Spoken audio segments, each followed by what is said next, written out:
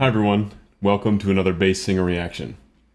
If you like what I do and you want to support me as an artist, consider checking out my Patreon where you can become a donor for as little as $1 a month. It helps me create these videos for you with consistently higher and higher quality, and it just helps support me as an artist as I continue to pursue the main aspects of my career, which right now is being a young professional opera singer. So thanks for taking the time to check that out. It's one click away in the description below. And yeah, thanks for your support, and thank you for all the other support you're giving me via comments, likes, subscriptions, all those good things. I'm getting thousands of new people here a week, which is very, very exciting for me. And I'm glad you guys enjoy my analysis and commentary. And I'm getting around to your awesome suggestions once a week. This is another huge one I'm so excited to dive back into. This is Hallelujah by Pentatonix. One of the most iconic a cappella pieces ever made. It might be the most popular. If you look at the view count here, 625 million views on an a cappella song. I mean, that is completely unheard of. A cappella is such a niche genre, but it's nice to see that because of groups like Pentatonix, it's become more into the mainstream. So without further ado, let's dive into this masterpiece. This is another one that I've heard plenty, seen plenty, but not in a long time. Very similar to their Daft Punk medley that I did a reaction for. So let's dive in. If I start crying at some point, I'm sorry. It's an emotional piece. Let's do this thing.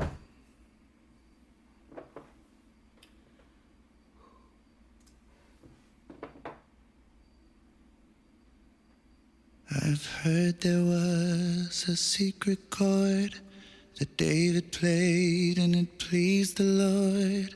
But you don't really care for music, do you? Well, it goes like this: the fourth, the fifth, the minor fall, the major lift, the baffled king composing hallelujah. Hallelujah, hallelujah, hallelujah, hallelujah. I'm not crying, you're crying. I swear, the moment Scott starts singing, and then every additional voice that comes in, dude, it gets me. Every single time I listen to this song. Okay, a lot of things to think about. First of all, the setting that they're doing in the music video, I really like. It's very bare bones and minimal and not distracting, and I think that's kind of an ode to the piece and an ode to music being able to provide and give you a lot of what you need in this world. Music, for those of us who have careers in it and who just consume it and love it, it is such a big fundamental part of our beings, and it's like they're out here in the desert and all they need is this song and each other. So that's really special. What I like about how they do this is they have Scott totally alone, and then slowly voices come in, and then Avi comes in. And whenever Avi comes in with that warm, round, beautiful bass, it fills out the whole sound, and it changes the game, and it makes their sound complete, both emotion-wise and literally like in the sound spectrum, like frequency-wise. I mean, I'm not sure there's a more beautiful intro to an a cappella song ever written. I mean, this is just as good as it gets. It is seriously as beautiful as it gets. So, oh man. Okay. Let's just go back a bit so we can get into this transition. Hallelujah, hallelujah.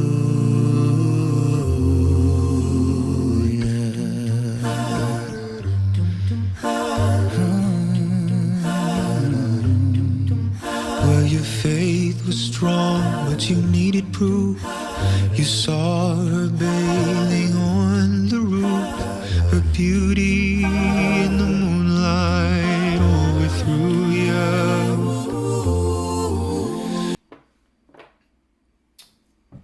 I love how there's this nice trade-off between the bass and the higher voices. Dum, da-dum, da-da-dum, da-dum. And then the higher voices come in between those bass lines with Kristen and Mitch up top.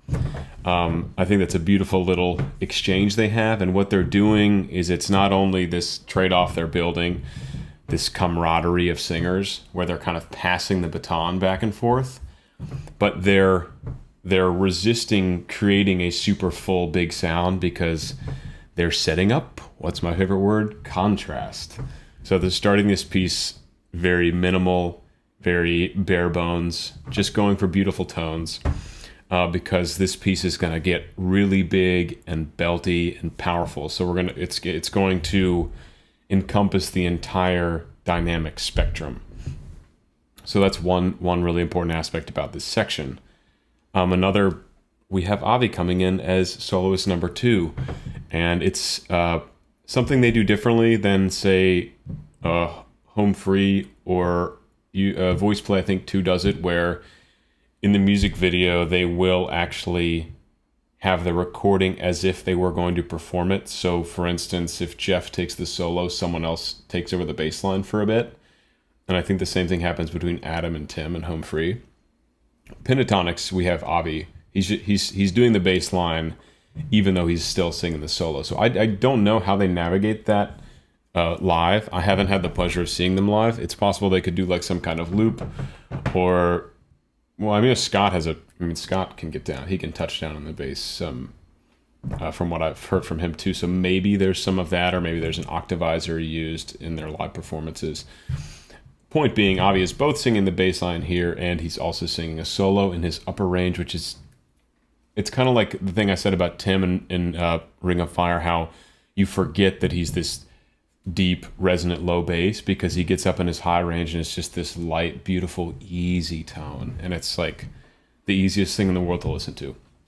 It's one reason we love him so much. He's a very, he has a lot of skills as a singer, Avi does. So good. It's just so good. I don't envision they're going to get much critique from me on this, and I'm known to critique even the best. And I mean, this is just, it's wonderful. It's just wonderful. Okay.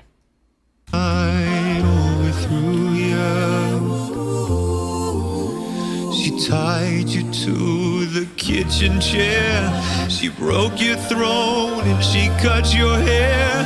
And from your lips she drew the hallelujah. Avi's doing his classic, like, huge jumps. Here it's like doo, doo, doo, deep. He's like doing like big octave jumps really quick, super accurately. That is a big strength for him. I talked about that in the Daft Punk medley, being able to jump wide gaps in quick succession and be really accurate with the pitch. This is produced. If he sang it out of tune in the recording, they would have fixed it. But again, this is a worldwide touring group, so Avi sings in pitch even when they do this live, because he's fantastic, and they're all on that level to where they're going to sound, at least as far as tuning goes, very close live to what they do in the studio. What the studio recordings do is they bring the sound and they compress it and they process it so it sounds very polished, which you don't get in live performance. But as far as the skill, I mean, it's all there all the time. Like, no singer in this group is ever faking anything. You know what I mean? So Avi, you're awesome. You're just awesome. Hallelujah, hallelujah, hallelujah, hallelujah.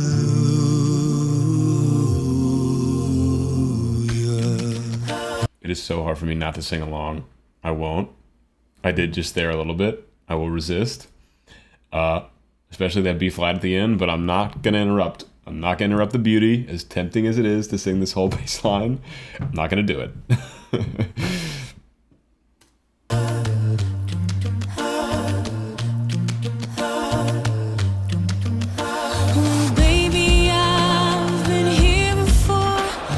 now we've taken a big step up with intensity. This is what they were setting up that contrast for. So now we have perk, I think it just body perk. I'll check that back in a second. I think it's just body perk, which I believe Kevin is taking care of. And we have Kristen singing the solo an octave above where Avi was just singing it. So we have perk coming in with these big crashes adding to the intensity, and we have the solo an octave higher. Both of these things contribute to the power and the drive and the intensity of the piece. So that's a big shift they've done going from verse 2 to verse 3. I've seen this room and I've walked this floor. I used to live alone before I knew you. And I've seen that was just a nice octave up, of course. I'm not gonna sing up there. That was just a nice little. I've talked a lot about this as arrangements, throwing in little nuance like that in the background so they're not just sustaining the same vowel, which they could. I mean, this piece it's the same chords the whole way through. You could make a very boring arrangement of this song if it doesn't go anywhere and they don't add little details like that, oh, which Scott takes care of alone, I think. So it's little things like that that take an arrangement from a kind of pedestrian level to an advanced level, and then the more you go down that path becomes like professional level arrangements. this floor. I used to live alone before I knew you. And I've seen your flag on the marble arch. And love is not a victory march. It's a cold and it's a broken hallelujah. Hallelujah. I just love that. I really am getting emotional. I haven't heard this piece in at least a couple of years, and it's all coming back to me. Yeah, everything I just said, just ramping up the intensity. And what I liked about as they went into the chorus section is they were not just singing vowels, they were also doubling lyrics to accentuate those lyrics. So that's another addition you can add in the back of an arrangement to draw in the human ear. I'll talk a little bit about psychoacoustics and how the human ear responds to words rather than just abstract syllables.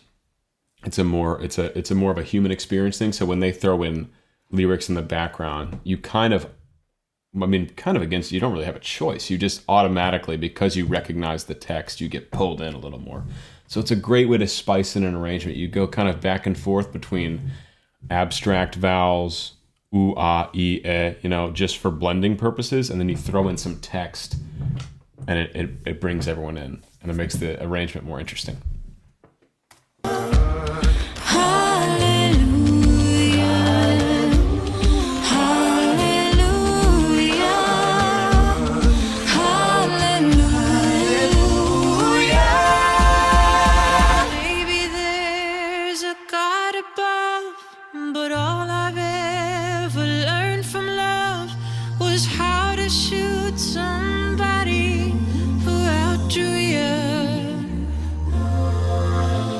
It's not a cry that you hear at night.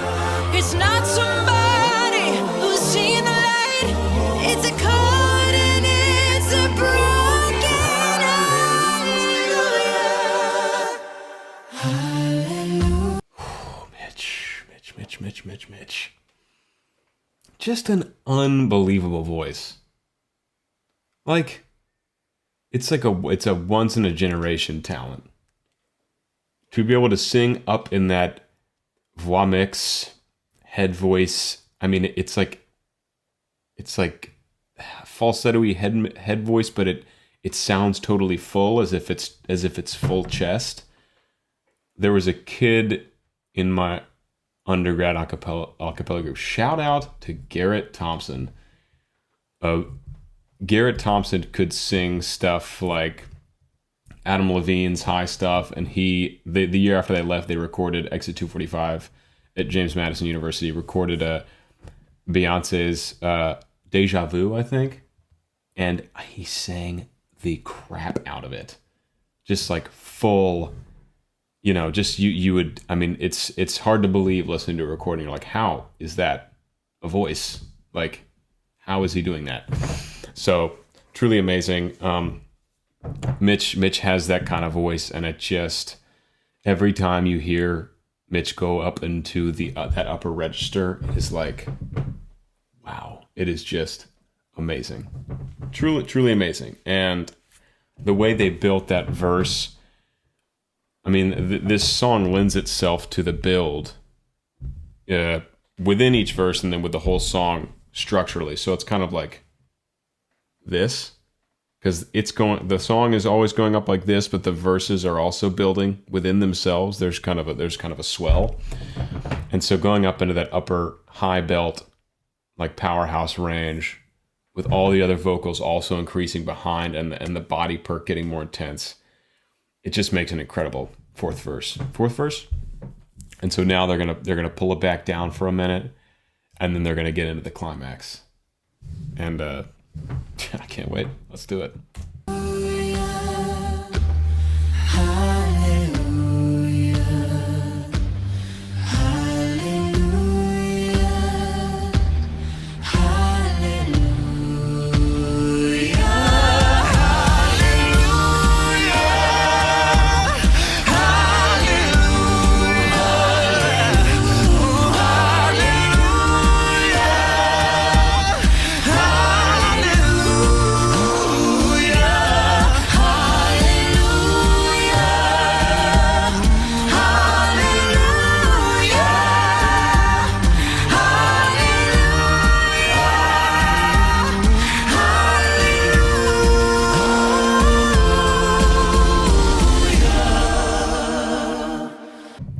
For this ending, just there, it's again just completely leaning into that swell, building it as much as possible. There's more movement from Avi's voice in the bass. There's heavier, and it is all body perk, which I didn't realize until listening to it. This is all body perk from Kevin. Chest bumps, stomps, claps. I don't know how they recorded it. A lot of really cool effects thrown on there to kind of give that size. It's obviously not the acoustic you would have singing in a desert. So very reasonable to do that, to give it that to fill that sound out as if it's in an acoustic space that would lend itself to those kinds of sounds. More and more voice, but pretty much everyone's belting except for Avi, but Avi's doing a lot of movement in the bass. So you've got motion, you've got big power belting, and you've got Kristen and Mitch going way up into their upper ranges, like full on power mode, and it creates the most amazing. I don't even know the right word. It's just all the right things. It's just every right thing that you can have in a climax of a piece like this. So that's awesome. Let's go back just before it peaks, and then we'll go into this final section where they finish it just how they started. Calm, tranquil, just focusing on the beauty of the human voice. And then we get a beautiful B flat from Avi at the end.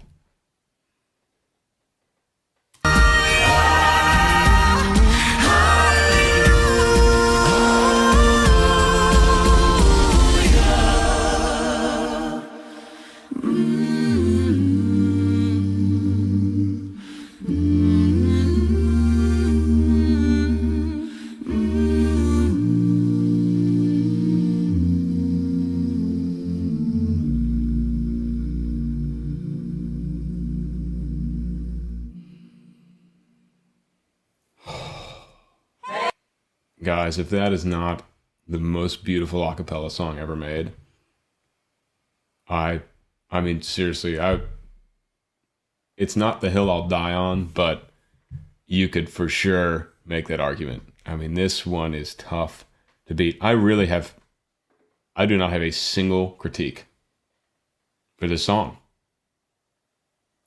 Something I've talked about before is how I like how their arrangements don't require anything crazy low. I mean, Avi went down to like E flats, maybe a C, and then a B flat at the end. Low bass, but not anything flashy. I mean, he's just serving the music. Glenn Miller, famous basso profundo, says his goal is just to serve the music, you know? I mean, he could put out the loudest low notes of all time, no matter what he's singing, and you will often listen to recordings where he's just perfectly balancing with all the basses around him, even though he could blow them all out of the water. He serves the music, and that is something this group really does. They serve the music. Everything about this arrangement, everything about their choices vocally, it was just all to serve this song and create the best possible version of it. And I have nothing critical to say. Absolutely beautiful. Thank you, Pentatonix, for being so awesome. And thank you guys for listening. Bye.